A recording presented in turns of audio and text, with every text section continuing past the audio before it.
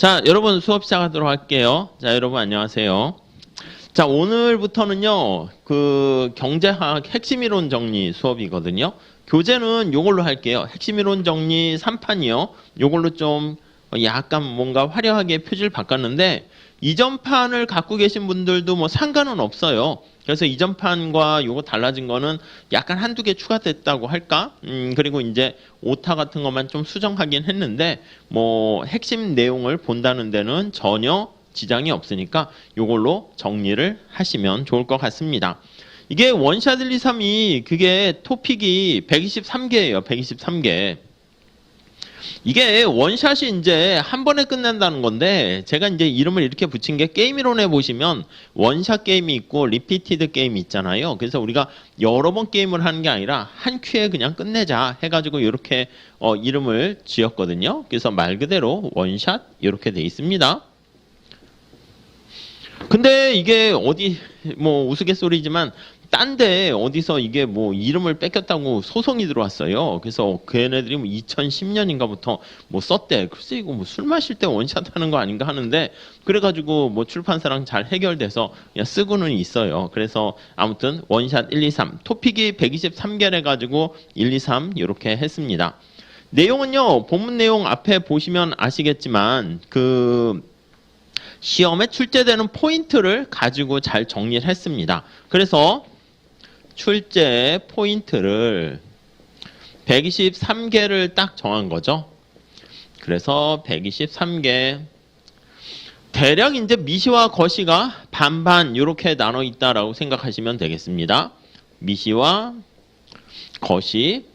그리고 이제 국제경제 파트까지 이렇게 넣어놓긴 했는데요. 우리 간평사 시험에서는 제가 기본 강의 때도 말씀을 드리는 것처럼 이 국제경제 파트가 뭐 그렇게 시험에 잘 안 나와요.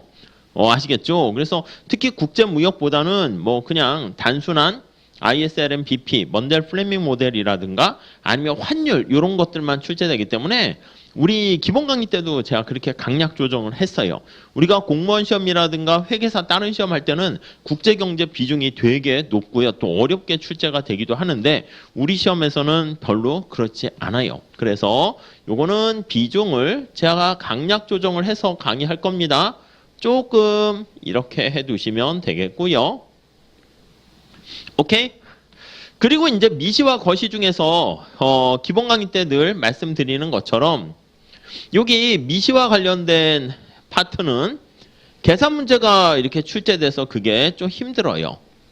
근데 우리 간평사 시험도 계산 문제가 좀 많이 출제가 되는데 출제되는 포인트를 가만히 살펴보면 좀 약간 정해져 있어요. 무슨 말씀이냐면 좀 어려운 계산 문제 파트는 일반 균형 계약 곡선 나와 있는데, 요거는요, 여러분, 우리도 기출문제 풀면서 설명드리긴 할 텐데, 하지 마세요. 아셨죠? 그러니까 이게 좀 어렵게 좀 출제가 되는 편이에요. 그러니까 가성비가 되게 떨어지고요. 그리고 이제 우리 시험에서는 꾸르노 반응 곡선 구하는 게 단골로 나옵니다. 그래서 우리 시험에서 그 가격 가지고 해서 베르트랑의 차별화된 반응 곡선 구하는 거 있잖아요. 그것도 우리 시험에서는 출제돼서요. 원래 이제 있었지. 미시경제학이 있었는데 그런 것들은 저기 회계사 시험까지 우리 간평사에서 전파를 합니다. 그래서 걔네들도 간평을 따라해. 그래서 꾸르노 반응 곡선 구하는 거랑 같은 원리로 사용하게 되는데 이거는 어렵지만 할만해요. 어렵지만 할만하다 이렇게요. 그러니까 정형화되어 있다라고 보시면 되겠습니다. 그래서 요거는 좀 보셔야 되겠고, 그리고 이제 주로 나오는 게 게임 이론과 관련된 문제라든가, 그리고 시장 이론에서 계산 문제 이런 것들, 그리고 이제 가장 쉬운 게 생산 이론 있잖아요. 생산자 이론. 요 생산함수 주고 비용함수 바꾸는 거, 이거는 아주 정형화되어서 쉬워요. 그러니까 자 다시 반면에 소비자 이론 있잖아요. 이건 또 어려워요. 그리고 그렇게 자주 나오진 않고요. 그래서 얘도 좀 어려워. 자, 지금 도대체 뭘 얘기하려고 하는 건데, 자, 이거 우리 시험 공부할 때 강약 조정하시면서 공부하셔야 돼요. 그리고 제가 늘 말씀드리는 것처럼 간평사 시험 준비하는데 공무원 강의를 듣거나 회계사 강의 들으면 나쁘진 않지. 근데 쓸데없이 강의량이 되게 많고요. 우리랑 출제 포인트가 달라요. 아시겠습니까? 그래서 제가 요거 중심으로 잘 보시고 계산 문제 이것도 시장 이론이지. 반응 곡선 구하는 거 요런 거 몇 개. 그리고 이제 공공재 외부성 계산 문제 그 정도만 하시면 미시에서 계산 문제는 거의 다 쉽게 풀 수가 있습니다. 그게 완성이 되면은요. 이 거시는요.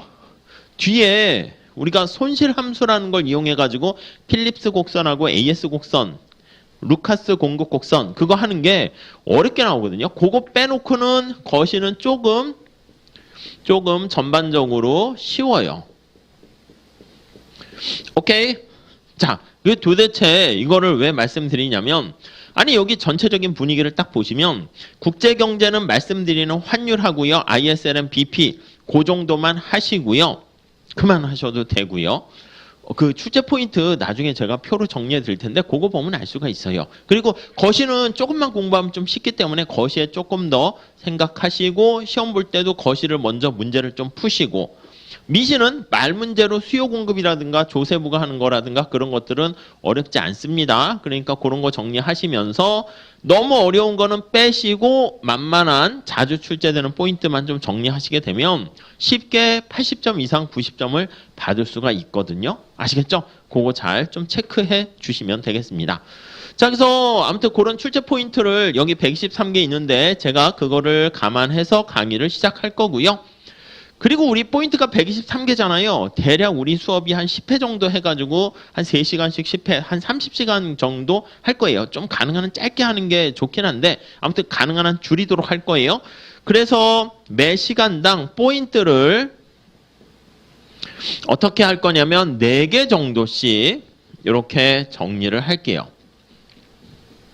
오케이. 이해 가시겠죠? 그러니까 여러분들이 이렇게 해서 한 4개씩 해서 정리를 한다라고 생각하시면 될 것 같고 그리고 출제가 좀 자주 되는 거는 대신 좀 포인트를 좀 자세하게 설명할 거고요.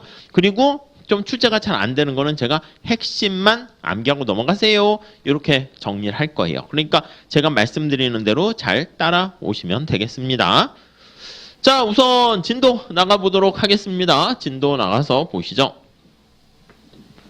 자, 우선 제일 앞에 포인트 1, 그 앞에 전체적인 목차가 나와 있는데 포인트 1, 희소성과 기회비용. 예, 그거 한번 볼게요.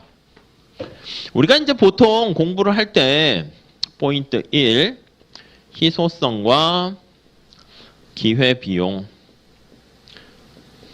이렇게 있는데요. 엄청 기회비용을 계산하는 문제를 막 연습하는데요. 실제 시험에서는 잘 출제가 안 됩니다. 희소성도 출제 안 됩니다. 그럼 왜 합니까? 그러니까 이게 경제학의 기반이 되는 겁니다. 우리가 이 희소성과 어떤 선택에 대한 문제가 발생한다고 했고요. 그래서 반드시 대가를 치른다라는 거 그렇게 얘기를 했습니다. 자, 정리를 다시 한번 해보면 여기 나와 있는 희소성 때문에 우리가 선택이라는 문제에 직면하게 되고 그 선택의 결과 어떤 대가를 치른다. 기회비용. 요 세 개는 같은 동의어다. 이렇게 보시면 되겠습니다. 자, 여기서 우선 첫 번째 1번에 보시면 희소성과 선택 나와 있어요. 인간의 욕망은 무한한데 자원이 희소하기 때문에 그래서 우리는 선택이라는 문제에 직면할 수밖에 없고요. 그래서 우리가 이제 여기 나와 있는 대가를 비용해서 표현하는데 이 기회비용에 대한 얘기는 뭐 다 아는 얘기고요. 가볍게 보세요. 어떤 거 선택하게 되면 뭔가 포기하게 됨으로써 발생하게 되는 대가 이렇게 보시면 돼요. 자, 매몰 비용에 하나 살짝 밑줄 치시고요. 이미 지출한 다음에 회수가 불가능한 비용을 매몰 비용입니다. 가라앉았기 때문에 이거는 의사결정할 때 고려하지 않아야 되는 비용. 그래서 그 정도 보시죠. 매몰 비용, 썬코스트 이렇게 표현하죠. 그리고 기회 비용, 뭐 한계 비용, 평균 비용, 네, 그런 것들 많이들 얘기할 거예요. 얘는 선택에서 고려해서는 안 되는 비용. 그 정도만 보세요. 많이들 연습하고 하는데 시험 문제 나온 역사가 없습니다. 자, 그 다음에 거기 암묵적 비용의 두 가지 이윤 개념 이렇게 나와 있는데, 우리 이윤이라는 거 다시 한번 생각해 볼게요. 경제적 이윤과 회계적 이윤이 차이가 있다는 거 아실 겁니다. 회계적 이윤과 차이가 있어요. 우리 이제 저기 뒤에 나와 있는 시장 이론에서 주로 많이 얘기할 거죠. 얘는요, 총수입에서 총비용을 빼는 거야. 근데 회계적 이유는요, 비용 중에서 명시적, 눈에 보이는 회계적 비용만 고려하게 되는 거예요. 이렇게. 그런데 경제적 이유는 어떻게 되냐면 이 총수입에서요, 명시적 비용과 더불어서 암묵적 비용까지 같이 고려하는 거다. 이렇게 보시면 되겠습니다. 오케이? 네. 자, 그러니까 이제 기회비용이라는 게 바로 요거야. 명시적 비용과 암묵적 비용을 합한 개념이다. 그 정도로만 그냥 머릿속에 넣어두시면 되겠어요. 그래서 여러분들이 시험 공부를 해. 그러면 직접 학원비 들어가는 것만 따지는 게 아니라 내가 만약에 시험 공부를 하지 않고 회사를 다니게 되면 벌 수 있는 돈, 그런 거 다 포기하는 거잖아. 네, 그런 것까지 다 포함시키는 거죠. 그래서 암묵적 비용에는 내가 귀속 비용 이런 것도 포함되는 거야. imputed라는 말 쓰죠. 농부가 쌀을 생산하거나 아니면 학원이 이렇게 간평사 강의를 하는 이런 프로그램을 운영하게 되는데, 그때 이 학원에 나와 있는 상황에서 건물이 우리 프라임 거다 그러면 임대료를 내지 않잖아. 근데 그것도 사실 비용으로 처리해야 되는 거죠. 이해 가시죠? 그래서 자가 소유의 빌딩에 따른 임대료 이런 것들도 사실은 다 비용으로 고려해야 된다. 뭐 그 정도만 보시면 되겠습니다. 가볍게 보시죠. 그래서 이제 요거 두 개 차이점은 뭐냐면요. 나중에 완전 경쟁 시장에서 문제가 발생합니다. 완전 경쟁 시장에서 우리가 가만히 보면은 이윤이 빵이다 이렇게 얘기하는데, 그때는요 경제적 이윤이 빵이다 이렇게 얘기하는 거예요. 경제적 이윤이 빵이다 이렇게요. 근데 경제적이라는 말이 생략돼 있어요. 이거는 초과 이윤이 빵이다 요거랑 같은 말이야. 익세스라는 초과는 뭘 초과했습니까? 하면요, 지금 얘기한 것처럼 내가 정상이윤이라는 표현을 써요. 다른데 회사를 다니면 우리가 뭐라 그랬어요? 요거 기억하시죠? 이 사람이 여기 나와 있는 것처럼 이렇게 삼성 회사를 다니고 있어. 그래서 에이, 간평사 시험이나 준비해야겠다 해가지고 다른 걸 선택을 했어요. 치킨집을 한다고 할게요. 치킨집을 운영을 합니다. 근데 연봉을 3천을 받았었는데 포기했습니다. 그러고 치킨집을 운영을 하고 있어. 운영시. 만약에 매출액이 총수입이 빼기 총 비용을 하는 거야. 그래서 총 비용을 뺀 거야. 총 비용. 이거를 했더니 우리가 봤을 때 이윤이지. 이 이윤이 얼마냐면 3천만 원 이렇게 됐다라고 하면은, 여러분, 아니 회계학적으로 봤을 때 이윤은 3천만 원이 회계적 이윤이 돼요. 근데 경제학적으로 봤을 때는 얘를 포기했으니까 이것까지 비용으로 포함시켜야 돼. 이 포기한 거를 회계에서는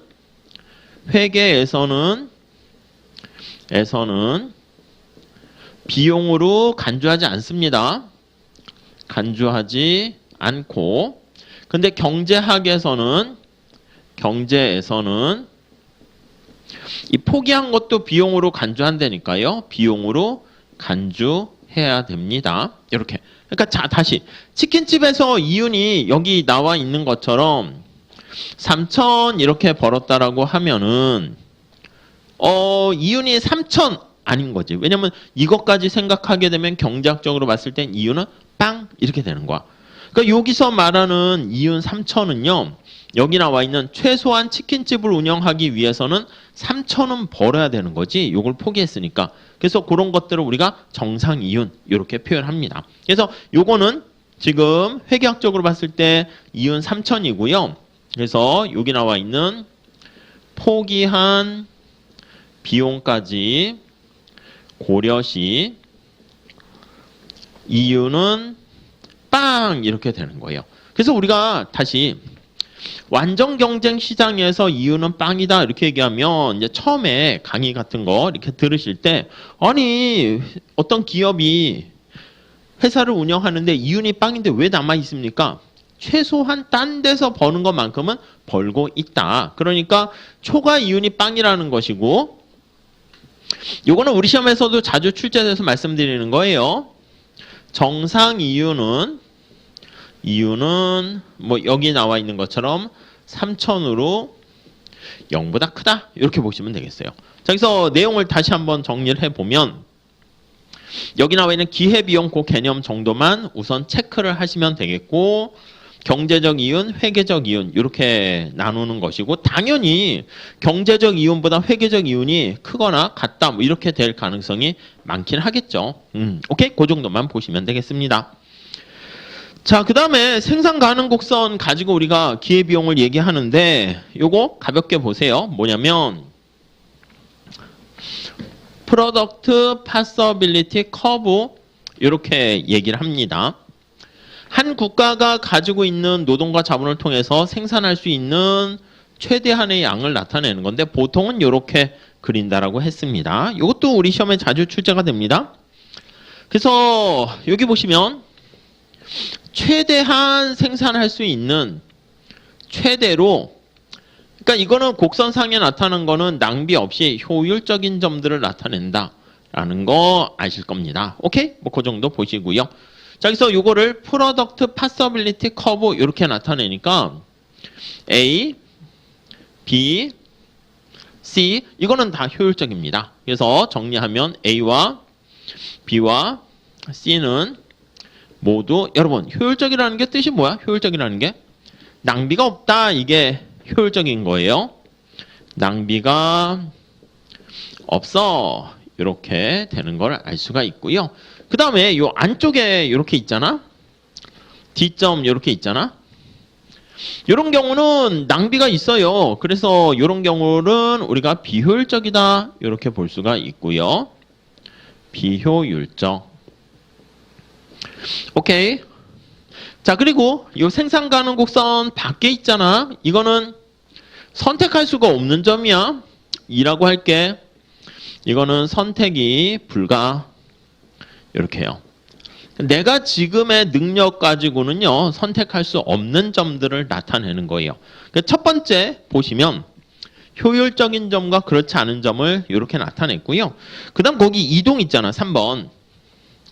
우리가 여기가 생산 가능 곡선이 이렇게 밖으로 해서 이렇게 가게 된다라고 하면은요. 이게 이동하는 거지. 이게 바로 경제가 성장했다라는 것을 반영합니다.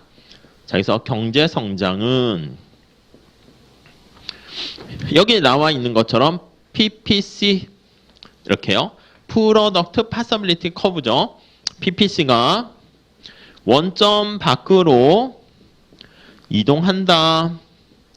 이렇게 되는 것을 알 수가 있습니다. 오케이? 그래서 이게 경제 성장했다 또는 기술 진보했다. 이렇게 나타낼 수가 있겠죠. 이것도 우리 시험에서 점수 주는 걸로 표현을 하게 됩니다. 오케이. 자, 그래서 언제 PPC가 밖으로 이동합니까? 이것도 살짝 보실 필요는 있는데요.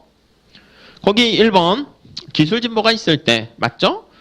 교육 수준이 향상되거나 휴먼 캐피털 같은 거 그렇게 되면 생산성이 높아지게 되는 거예요. 천연 자원이 발견되거나 인구가 증가하거나 경제활동 참가율이 상승할 때 경제활동 참가율은 뭐야? 사람들이 일을 안 해서 비경할 인구에 있다가 경제활동 참가자로 들어오게 되면 더 생산할 수 있는 자원이 증가하는 거죠. 자, 그렇게 되면 이게 밖으로 이동한다. 이렇게 보시면 되겠습니다. 오케이. 네, 그 정도 정리하시죠. 자, 그래서 이동하는 요인 중에서 보면 우리가 이제 보통 보면 실업이 존재하다가 실업이 감소했다 이렇게 되면 이 비자발적 실업을 주로 얘기하는 거야. 그럼 이거는 아닙니다. 감소는 여기 나와 있는 D점에서 D에서 예를 들면 B로 이동이므로 네, 이 곡선 자체가 이동하는 것은 아니다라고 보시면 되겠어요. 여기에 해당하는 것은 아니다 이렇게 보시면 돼요. 오케이? 그냥 이 정도만 봐주시죠. 그래서 경제활동 참가율의 증가와 인구 증가와 실업 감소라는 것은 놀고 있는 상태 이거잖아. 그러니까 낭비가 감소했다는 뜻입니다. 이걸 재해석하게 되면은 그래서 여기다 정리를 하게 되면 요거는 실업이라는 게 낭비잖아. 그래서 낭비가 감소했다. 네, 이렇게 보시면 되겠습니다. 자, 우선 거기 접선의 기울기가 생산 가능 곡선의 기회 비용을 나타낸다. 이렇게 얘기하는데 가볍게 보세요. 이건 뭐 많이들 여기 x가 되고요. y가 돼요. 여러분, 세상에 기본적으로 공짜는 없어요. 그래서 생산 가능 곡선이 이렇게 생겼다라고 할게. 그래서 요거 P, C가 일부러 약자로 쓰는 거야. 여러분들이 그 약자 용어에 좀 익숙하게 해 주시면 좋겠어요. 수평이면 자, 수평이면 자, 직관적으로 한번 생각을 해 보시죠. 내가 x제를 하나씩 계속 생산을 증가시킨다라고 할게요. 그래서 점을 찍을까? 여기 알파, 베타, 감마라고 할게요. 자, PPC가 수평이면 알파, 베타, 감마로 이동 시 네, 이건 뭐냐면 x제를 증가시키는 거지. x제가 1, 2, 3 이렇게 돼 있어요. y제는 3이라 할게. 그러면 x제는 증가하는데 자, 이때 y제를 포기할 필요가 있어요, 없어요? 없지. y제가 감소하지 않습니다. y제는 감소하지 않아요. 이 얘기는 뭐냐면 x를 증가시키기 위해서 y제를 포기할 필요가 없다 이 얘기입니다. 그쵸? 그래서 y는 포기할 필요가 없어. 이게 되는 것이고, 이 얘기를 다시 한번 표현을 해볼게요. 이걸 표현을 해보면 이 얘기는 x제 생산할 때 추가적인 비용이 발생하지 않는다. 그래서 x제의 기회 비용은 빵 이렇게 되는 거야. 그러니까 y제로 표현한 이렇게요. 오케이? 자, 그러면 살짝 다시 한번 볼게요. 자, 그래서 우리 거기 그림에 나와 있는 거 몇 개 한번 체크를 해 보시면 이렇게 생긴 생산 가능 곡선이 있고요. 이렇게 생긴 게 있고요. 우리 시험에서는 요거가 과거에 출제됐습니다. 이렇게 생산 가능 곡선이 있다라고 할게요. 자, 얘가 계속 얘기하지만 생산할 수 있는 최대한의 가능한 영역을 나타내는 곡선 이렇게 돼 있는 거예요. 오케이? 이해되세요? 자, 그러면 이렇게 한번 생각해 볼게요.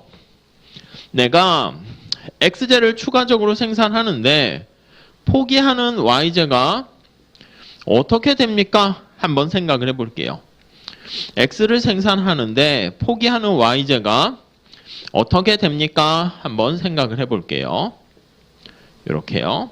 아이고, 이렇게. 자, 그러면 여기다가 표현을 해 볼게요. 얘는 포기하는 y제가 작아요. 점차 커져. 점차 커져요. 얘는 일정해요.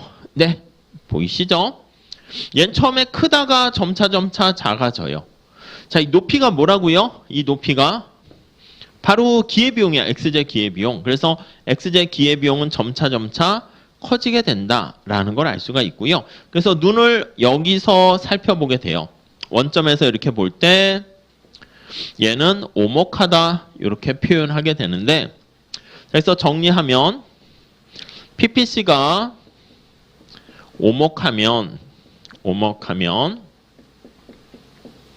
이게 포기하는 y제잖아요. 그래서 y제로 표시한 이거는 가로로 묶으셔도 됩니다. x제의 기회비용은 점차 커져 이렇게 체증한다 이렇게 표현을 해요.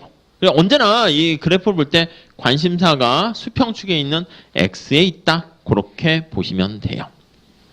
얘는 어떻게 돼? 얘는 x제 기회비용이 일정하게 되고요. 얘는요 x제 기회비용이 점차 작아집니다. 그래서 이렇게 감소하게 되면 원점에 대해서 볼록하다 이렇게 얘기를 할 수가 있어요. 자, 그래서 앞에 제가 포인트 1이어서 좀 길게 설명을 드렸는데, 정리를 하면 생산 가능 곡선이 무엇을 의미하는가 그거를 체크해 보시면 되겠고, 여기 나와 있는 것처럼 접선의 기울기라고 그랬죠. PPC에 제가 이걸 멀리서 볼 수 있게 하려고 제가 이렇게 x제를 하나 크게 증가시키는 걸로 했지, 만약에 눈곱만큼 조금 증가시키는 걸로 한다 그러면 여기서부터 이렇게 이게 접선의 기울기지, 이게 접선의 기울기지. 이해 가시죠? 그래서 여기다 표현을 해보면 PPC의 그 점에서의 접선의 기울기는 x제의 비용입니다. 그래서 이거 뒤에 기억나십니까? x제에 대한 비용이에요. 요거. 자, 이거를요 y제를 기준으로 놓는 거야. MCY 이렇게 하세요. 뭐 델타 x분의 델타 뭐 그렇게 하지 마시고 그냥 바로바로 보셔야 돼. 우리 객관식 시험 보는 거니까. 이걸 MRT XY 이렇게 얘기를 합니다. 그러니까 MRT XY가 뭐가 되는 거냐면, 의미를 해석하시면 x제가 우리의 관심사가 돼요. 관심사가 되는, 요거 분자에 나와 있는 게 관심이라니까, 요게 관심이라니까, 관심. 자, 머릿속에 암기하세요. 생산 가능 곡선의 접선의 기울기는 그게 바로 MRT가 되고요. MRT의 의미가 뭐다? 여기 나와 있어요. 한계 변환율이요. 아이, 그 문제 풀 때 아무 소용이 없다니까. 한계 변환율이 뭐 어쨌다고. 그게 중요한 게 아니라 여기 나와 있는 x제의 기회비용, x제의 비용, x제 기회자 빼셔도 돼요. x제 비용입니다. 오케이? 그러니까 MRT가 커져, 이 뜻이 뭐냐면 x제의 기회비용이 체증한다 이렇게 정리를 하시면 되겠어요. 이해하시겠죠? 네, 그 정도만 잘 봐주세요. 자, 그 다음에 거기 오른쪽에 참고에 보면 경작의 방법론에서 절량과 유량 개념이 있잖아요. 그게 가끔 점수 주는 걸로 출제가 될 수 있어요. 그래서 절량이라는 스톡이라는 것은 일정 시점이고요. 통화량, 자본량, 국가의 부가 이제 스톡 개념입니다. 일정 시점이야. 일정 시점에 너 부동산 자산이 얼마나 있어? 이렇게 되는, 얼마나 누적해서 쌓인 게 현재 갖고 있어 이 뜻이고요. 외환 보유 고 이것도 절량입니다. 유량은요 일정 기간입니다. 플로우예요. 그래서 거기 보시면 뭐 소득, 국제 수지 이게 1년간, 수출, 수입, 소비, 투자, 수요, 공급 다 유량 개념이다. 이렇게 보시면 되겠습니다. 오케이? 그리고 밑에 인과관계랑 구성의 오류 뭐 이런 거 뭐 시험 문제 나오진 않고요. 실증 규범 이것도 기본 강의 때 했던 걸로 보시고, 그렇게 민감하게 보시거나 그럴 필요까지는 없다 이렇게 보시면 되겠어요. 오케이? 자, 그 다음에 이제 포인트 2로 가보면 수요와 공급에 대한 얘기인데요.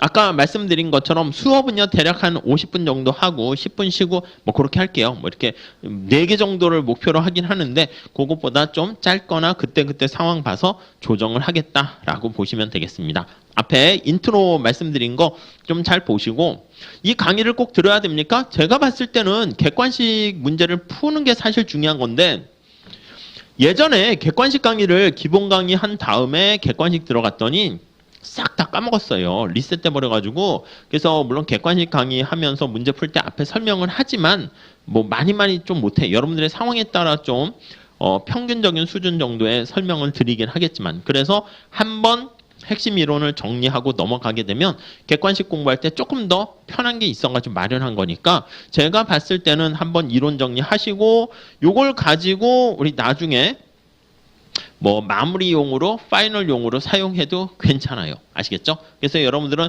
요 내용만 들고 다니면서 이렇게 계속 들고 다니면서 아, 이런 그림과 이런 내용이 있었지 라는 것만 머릿속에 살짝 넣어두시면 좋겠습니다. 아셨죠? 자, 이렇게 하시고 잠깐 쉬었다가 포인트 2부터 하도록 하겠습니다. 네.